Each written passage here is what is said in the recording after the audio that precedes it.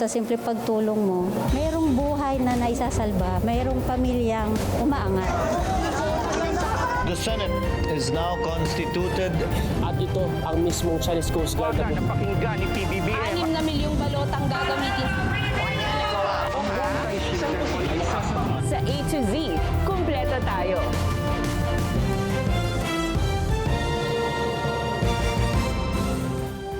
Luzon, Visayas, Mindanao at buong mundo. Ngayon ay Miyerkules, November 26, 2025. Ako si Barbie Mulak at ito ang balitang A to Z. First Lady Liza Marcos at kapatid na si Martin Araneta. Nasa likod umano ng price cartel ng bigas at sibuyas ayon sa bagong alegasyon ni Zaldico. Ex-Congressman Zaldico, nagtangka umanong mang-blackmail kapalit ang hindi pagkansela ng kanyang pasaporte ayon kay PBBM. Pahayag ni VP Sara Duterte na handa siyang mamuno kapag nag-resign si PBBM, bahagi ng destabilisasyon ayon sa palasyo.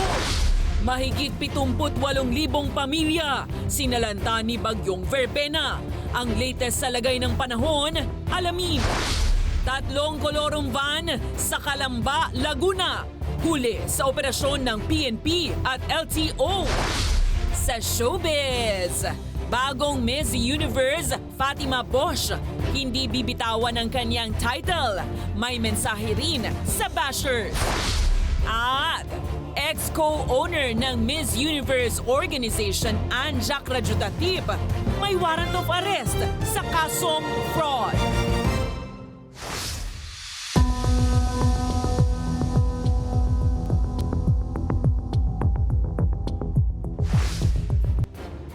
Magandang gabi, pambungad sa ating newscast. Isang araw matapos idawit ni Zaldico ang anak ni Pangulong Ferdinand Marcos Jr. na si Congressman Sandro Marcos sa umano'y budget insertions. Ngayon, pinaparatangan naman niya si First Lady Liza Marcos at kanyang kapatid na si Martin Araneta na umano'y sangkot sa price cartel ng bigas at sibuyas. Sa harap nito, ibinunyag ng Pangulo na nagtangka umano siko na i-blackmail ang pamahalaan kapalit ng hindi pagkansela ng kanyang pasaporte. Narito ang ating balitang A to Z. The First Lady, Liza Marcos mismo ang may hawak sa mga rice importers. Panibagong araw, panibagong pasabog ang binitiwan ni former House Budget Committee Chairman Zaldico laban sa unang pamilya. Sa pagkakataong ito, idinadawit ni Ko ang unang ginang na si Liza Marcos at kapatid nitong si Martin Araneta na umano'y nasa likod ng kartel ng agriculture products. Ayon kay Ko, taong 2022 nang simulan ng Kamara ang investigasyon sa overpricing ng sibuyas na umaabot ng mahigit 600 piso kada kilo. Doon na anya lumabas ang pangalan ni Martin Araneta na umano'y nagmamanipula ng importasyon ng sibuyas. Pero hindi po natuloy ang investigasyon. Ang sabi ni Speaker, tinawagan daw siya ni First Lady Liza Marcos at ipinapatigil ang investigasyon. Kaya walang natuloy at walang naparusahan. taong 2024 naman, ayon kay Ko, nang imungkahi umano niya sa Kamara na imbestigahan kung bakit hindi bumababa ang presyo ng bigas sa kabila ng pagbaba ng taripa. At muli, wala rin anyang pinatunguhan ang investigasyon. Bigla na lang itong pinahinto ni Secretary Kiko Laurel Chu matapos niyang ipakita ang isang confidential report. Nakasaad dito na si First Lady Liza Marcos mismo ang may hawak sa mga rice importers. Sa pahayag, itinanggi ni Agriculture Secretary Francisco Tiu Laurel ang paratang na pinakialaman niya ang investigasyon. Ayon sa kalihim, kalokohan at parang script sa Netflix ang mga alegasyon ni Ko. Wala pang reaksyon ng First Lady at kanyang kapatid sa bagong alegasyon. Pero una rito, ibinunyag ni PBBM na nagtangka umano si Ko na i-blackmail ang pamahalaan. Sabi ng Pangulo, ang kondisyon umano ng kampo ni Ko. Kung hindi po namin kakanselihin daw ang passport niya, hindi na raw siya maglalabas ng video. Ani PBBM, hindi siya pumatol dito. I do not negotiate with criminals. Kahit maglabas ka na ng video ng lahat ng kasinungalingan mo na pag-destabilize sa gobyerno, gusto kong malaman mo, Zaldi, makakansela pa rin ang passport mo. Hindi ka na makakatakas sa hustisya.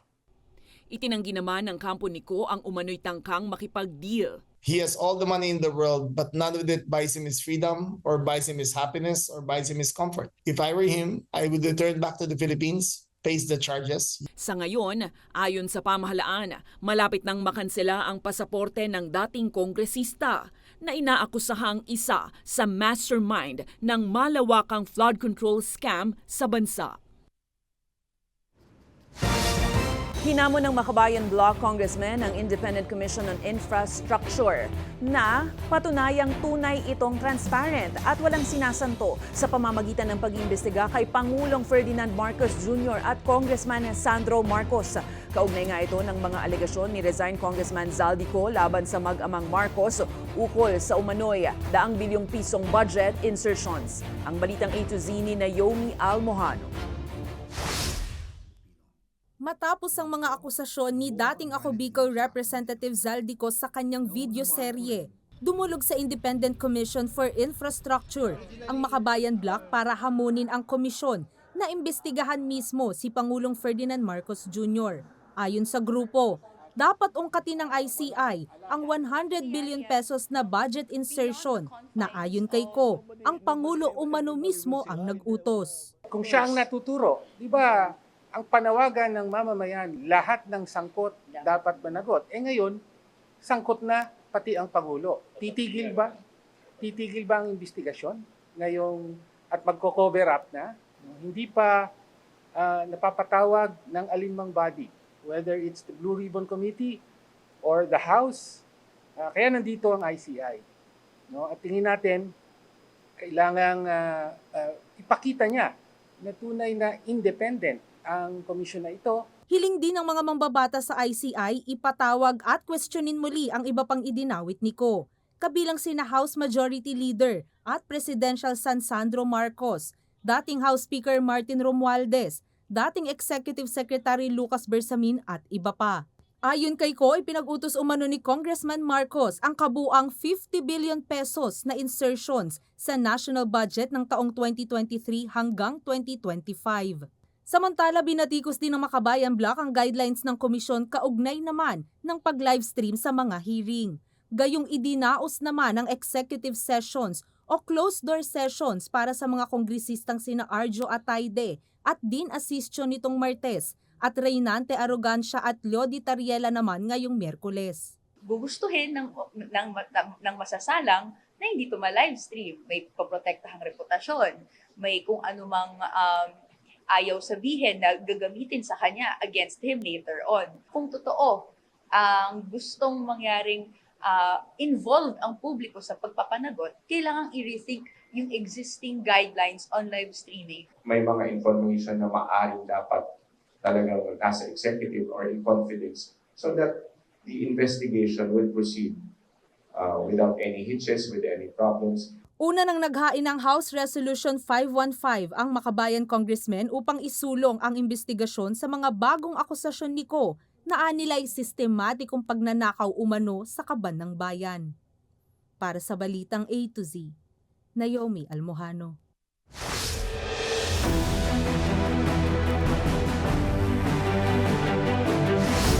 Tinawag ng Malacanang na political destabilization ang pahayag ni Vice President Sara Duterte na handa siyang mamuno kung magre-resign si Pangulong Ferdinand Marcos Jr. Sa isang chance video interview sa Davao kamakailan, sinabi ni VP Sara na walang tanong sa kanyang paghahanda na palitan ng Pangulo kung kakailanganin. Binigyang diin ng Communications Undersecretary Claire Castro na hindi katanggap-tanggap na ang isang vice-presidente ay nag-a-anticipate ng resignation ng Pangulo. Pangulo. Kaya ito'y malinaw anyang isang uri ng destabilisasyon dahil sa mga balak niya. Pinapahina niya ang public confidence at nagdudulot ang mga salita ni VP Sara ng climate of uncertainty at crisis ayon sa USEC.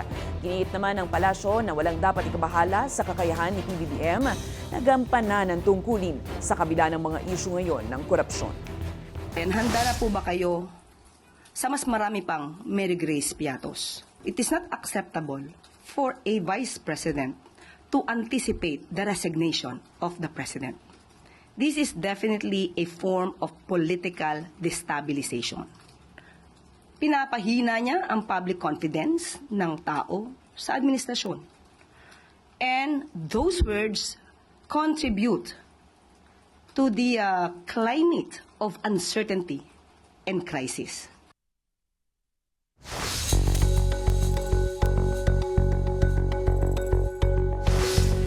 Halos 5 minuto lang ang itinagal ng plenary debate sa proposed budget ng Office of the Vice o Office of the President para sa susunod na taon na umaabot ng mahigit 27.3 billion pesos. Mas mataas ito ng lagpas 66 million pesos sa kasalukuyang pondo ng tanggapan ng Pangulo. Ang balitang A to Z ni Ace Cruz. This representation wishes to move for the termination of interpellation on the budget of the Office of the President as a show of institutional courtesy to a co-equal branch of the government. Yan ang motion ni Senador Jingo Estrada. Wala pang 5 minuto mula na magsimula ang plenary debates ng Senado sa panukalang pondo ng Office of the President sa 2026 na higit 27.3 billion pesos ang halaga. Walang senador na nag-interpellate o kumestyon sa nilalaman ng pondo. Mr. President, and also Senator Alan Cayetano sent me a message that he will no longer interpolate the budget of the Office of the President and executive offices, Mr. President. Hearing none, the budget of the Office of the President and other executive offices hereby deemed submitted. Mas mataas ang 2026 proposed budget ng Office of the President ng 66.20 million pesos kumpara sa 2025 budget. Una nang sinabi ng Malacanang na malaking bahagi ng pondo ay gagamitin sa hosting ASEAN Summit sa Pilipinas sa susunod na taon. Kasunod nito, inaprubahan din ng Senado ang panukalang pondo ng Presidential Management Staff o PMS na 854 million pesos. Samantala, sinabi ni Senate Committee on Finance Chairman Win Gatchalian na sisimula sa December 1 ang period of amendments at inaasahang papasa sa third reading sa Senado sa December 9. Una nang iginiit ng Senate leadership na magiging mabusisi sila sa panukalang pondo para matiyak na hindi ito bababahiran ng korupsyon. Para sa Balitang A to Z, Ace Cruz.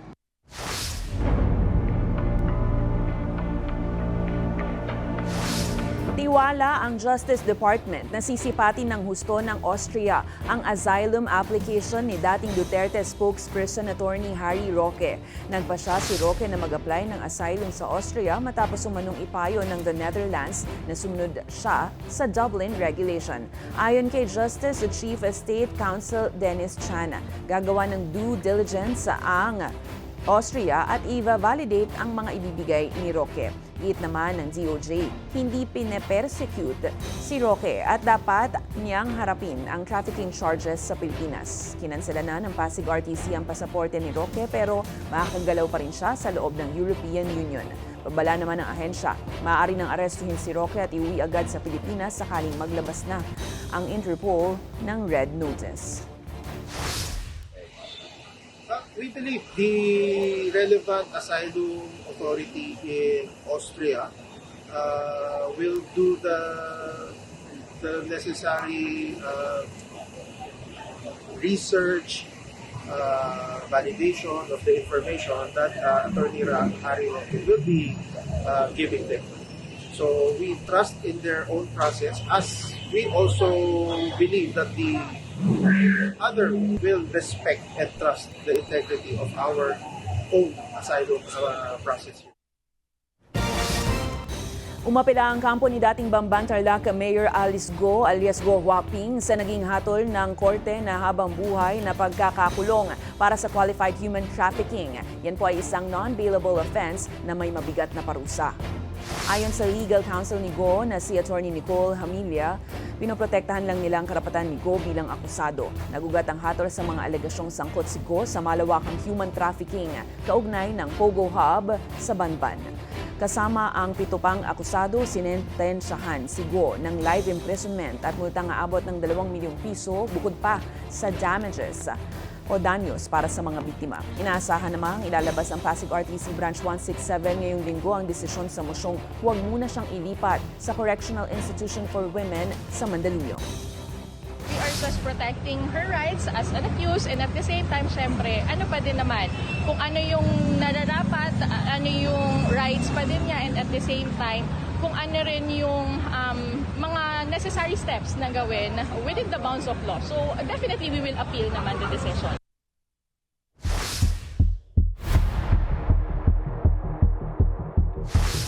Nananatili ang lakas ng severe tropical storm Verbena habang papalapit sa karagatan ng Kalayaan Islands. Hapon ng Miyerkules, natagpuan ang sentro ng bagyo may layong 230 kilometers northeast ng Pag-asa Island. Taglay, ang lakas ng hangin nga abot ng 95 kilometers kada oras at pagbugso nga abot ng 115 kph. Kumikilos ito pakanduran sa bilis lang na 15 kilometers kada oras. At umaabot naman sa 450 kilometers ang lawak ng malakas na hangin na apektuhan ng bagyo. Nakataas pa rin ang signal number 1 sa Kalayaan Islands. Samantala, magiging mahangin naman sa Northern at Central Luzon, maging dito sa Metro Manila, Calabarzon, Mindoro at Palawan dahil po yan sa amihan at hatak ng bagyo. Inaasahang lalabas ng PAR ang Verbena, Miyerkules ng gabi o umaga ng Huwebes. Paalala pa rin po ng Pag-asa, maghanda laban sa banta ng malalakas na hangin, baha at landslide at sundin ang direktiba ng mga local officials. Ingat po mga ka-A to Z. Aabot naman sa mahigit 78,000 pamilya ang apektado na ng severe tropical storm Verbena sa buong bansa. Ayon sa datos ng Office of Civil Defense, nasa 48,000 pamilya ang nasa halos 500 evacuation centers. Base sa ulat, 2 tao ang nawawala sa Negros Oriental, isa sa Bay City at isa sa La Libertad. Matapos puyang madala ng rumaragasang baha. Patuloy ang search and rescue operation sa habang 46 na lugar ang lubog pa rin sa baha. Nananatili namang high risk sa landslide ang ilang matataas na lugar. Direktiba po ng mga otoridad na huwag munang bumalik sa kanilang mga tirahan lalo na po sa landslide prone areas. Karamihan doon sa mga binaha ay nag-subside naman po. Pero syempre yung mga banta ng pagguho ng lupa ay hindi pa natin kumbaga inaalis yung possibility of that, especially doon sa mga areas yung mga matataas na lugar, yung mga bundok at saka yung mga inulan na mga lugar, kaya dapat po pinag-iingan talaga natin yung ating mga kababayan.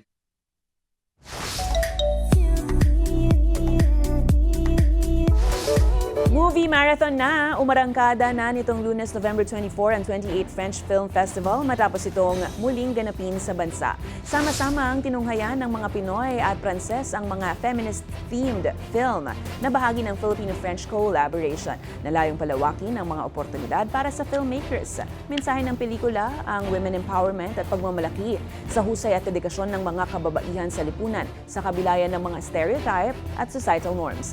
Present sa gala screening ng pelikulang Couture nitong Martes, November 25, ang bida nitong si Gahong Marillier. Highlight sa Couture ang mga babae sa likod ng fashion world gaya ng mga makeup artists, dressers at iba pa. Libreng mapapanood ang mga pelikula sa SM Aura at SM City Manila mula November 24 hanggang 30 at December 1 to 6 sa Alliance François de Maniel.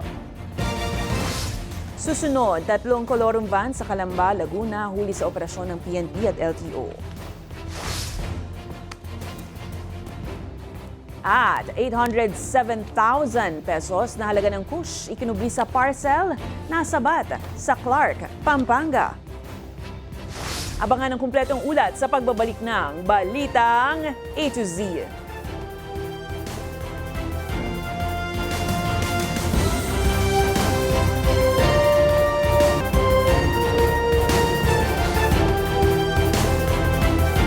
Nasabat ng Bureau of Customs sa Port of Clark sa Pampanga ang 807,000 pesos na halaga ng kush o high-grade marijuana na itinago sa parcel matapos ideklarang stuffed toy keychains lang ang mga ito.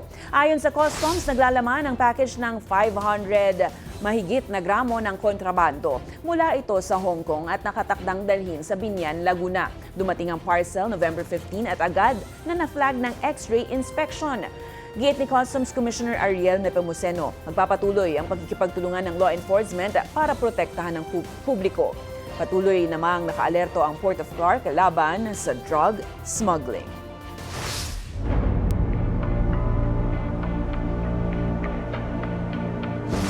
Nahuli ng mga otoridad ang 3 kolorum na commuter van na namamasada sa Calamba, Laguna sa pinaigting puyang pagbabantay habang papalapit ang Pasko. Ayon sa mga lehitimong UV Express driver, pahirap sa kanilang kabuhayan ang ganitong mga kolorum vehicle. Ang balitang A to Z ni Kim Salinas. Guys, pwede kami tsaka LTO po ah.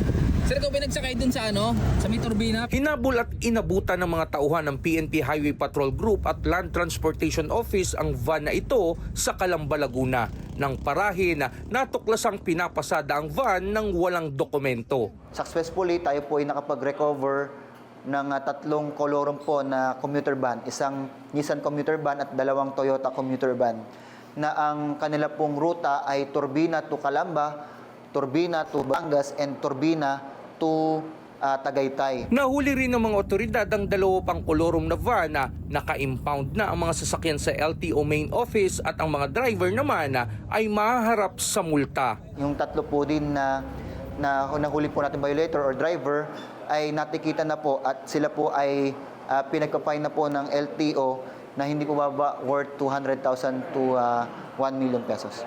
Patuloy namang umaaray ang mga UV Express driver. Ayon sa tsuper na si Mang Rico, kahit nakaparada sa terminal at naghihintay ng pasahero ay gumagasto siya sa krudo dahil nakabukas ang aircon. Aniya, matumal na nga ang biyahe, inaagawan pa sila ng pasahero ng mga kolorum vehicle. Walang ganong pasahero, mahina ang biyahe. Tingnan naman, matagal. Tagal nung bago makaalis, mga abutin ng 1.5 hours. Bago makaalis sa terminal yung sasakyan. Matagal bago mapuno. Dagdag sa hina ng pasahero ng mga legal na sasakyan. Aminado ang ilang pasahero mas mabilis ang biyahe ng mga kolorum na van dahil wala nang hintayin sa terminal. Yun nga lang, hindi tiyak ang kaligtasan. Actually, mostly kasi hindi talaga sila safe sakyan. Kasi especially sa mga katulad namin, mga estudyante, ganun. Kasi hindi namin sigurado kung totoo ba yung way na pupuntahan namin doon. Lalo na kapag hindi naman talaga nakalagay kung anong way nila kung saan sila pupunta. Kaya naman, paiigtingin ng PNP HPG ang anti-colorum operation. Ibuboost ng PNP HPG yung ating pong checkpoints ng PNP HPG. Hindi po baba sa 4 hanggang 6 na checkpoint ang lalatag po ng PNP HPG sa mga major cities po natin or dito po sa NCR, National Capital Region. Sa mga probinsya naman, target ng PNP na magtalaga ng hanggang 3 checkpoint kada araw habang pinaiigting ang koordinasyon sa local police. Para sa Balitang A to Z, Kim Salinas. Nilinaw ng Commission on Elections, Political Finance and Affairs Department na walang nilabag si Senator Francis Cheese Escudero sa pagtanggap ng 30 million pesos na donasyon mula sa contractor na si Lawrence Lubiano noong 2022 national elections. Ayon sa resolusyon, hindi kontratista ng gobyerno si Lubiano nang mag-donate ng pera kay Escudero, kaya hindi masasaklaw ng Section 95C ng Omnibus Election Code na bawal mag-ambag ang sinumang may government contracts. Git pa ng departamento, walang ebidensya na may kontrata si Lubiano kaya hindi ito maituturing na ipinagbabawal na kontribusyon. Sinabi rin ni COMELEC Commissioner Ray Bulay na walang pruweba na ginamit ni Lubiano ang kanyang kumpanya sa pagbibigay ng donasyon. Matatandaang, sinimulan ng COMELEC ang investigasyon nitong Setyembre matapos ibunyag ni Pangulong Marcos Jr. na ang Centerways kung saan presidente si Lubiano ay nakakuha ng bilyong-bilyong pisong infra projects.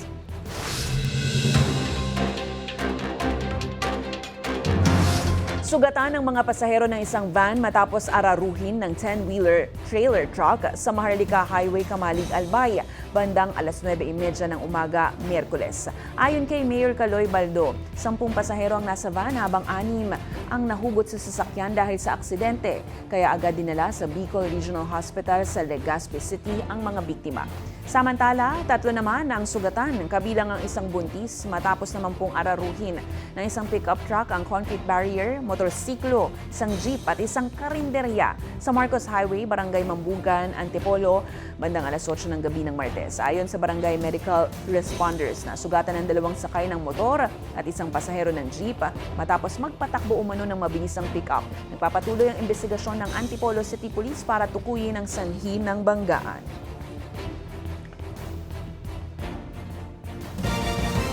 Sa aming pagbabalik, Miss Universe 2025 Queen Fatima Bosch may mensahe sa kanyang mga basher. At dating co-owner ng Miss U, bakit may warrant of arrest? Manatiling nakatutok, kayo ay nanonood ng Balitang A to Z.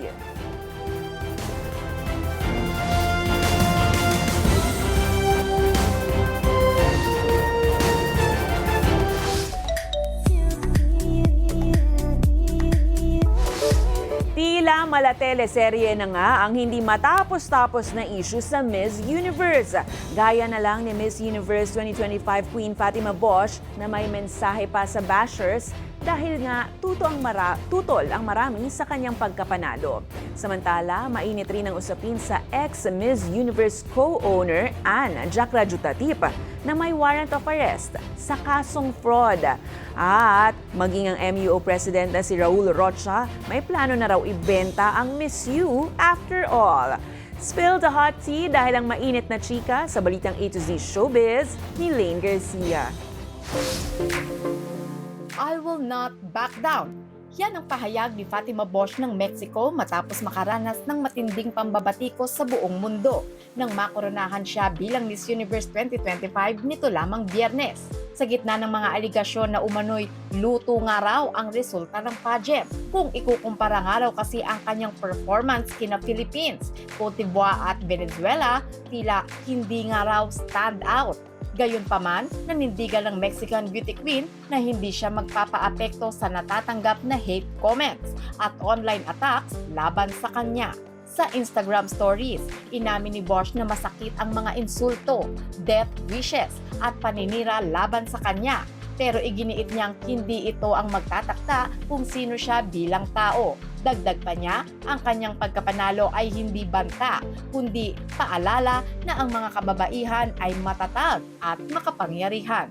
Samantala, speaking of Miss Universe controversies, naglabas na nga ng arrest warrant nitong Martes, November 25, ang South Bangkok Criminal Court laban kay Ann Jacra Jutatip, ang dating co-owner ng Miss Universe. Kaugnay ang nasabing arrest warrant nang hindi pagdalo ni Ann sa nakatakdang pagbasa ng kanyang kaso hinggil sa kontrobersyal na 30 million baht fraud o humigit 50 bilyong piso. Ayon yan sa ulat ng isang pahayagan sa Thailand. Bukod dyan, hindi rin daw nagsumite ng explanation si Jacra Jutatip tungkol sa kanyang pagliban. Inakusahan rin ng political activist na si Sondi Limtongkul si Ann ng pagtakas patungo sa Mexico. Dala ang 6 billion baht na kinuha niya umano mula sa retail investors. Kabilang sa mga paratang ni Sondi ang pagkakaroon umano ni Ann ng Mexican citizenship sa tulong ni Miss Universe Organization President Raul Rocha. Idinagdag pa ni Sondi na maaaring hindi na bumalik ng Thailand si Ann dahil sa mga kasong kinakaharap nito at ng kanyang kumpanya. Sa monitoring, October 29, 2025 nang hindi na maging aktibo ang social media accounts ni Ann Jacra Jutatip. Balak ng ibenta ni MUO President Raul Rocha ang kalahati ng kanyang stake sa pageant matapos ang serye ng kontrobersya na yumanig sa organisasyon. Ayon sa ulat, napuno na raw si Rocha sa kabi-kabilang kontrobersiya na bumabalot sa prestihiyosong pageant nitong mga nagdaang linggo. Sa isang panayam, sinabi ni Rocha na sawa na siya sa sunod-sunod na natatanggap na batikos at isyong ibinabato laban sa MUO. Dagdag pa niya, naghahanap na rin daw siya ng pagpapasahan ng kanyang baton o bagong taong papalit sa kanya bilang may-ari. Sa ngayon, inaabangan na ng pageant fans kung sino ang posibleng maging susunod na may-ari ng kalahating bahagi ng Miss Universe at kung anong bagong direksyon ang tatahakin ng isa sa pinakamalaking beauty pageant sa mundo. Para sa balitang A to Z Showbiz, Lane Garcia.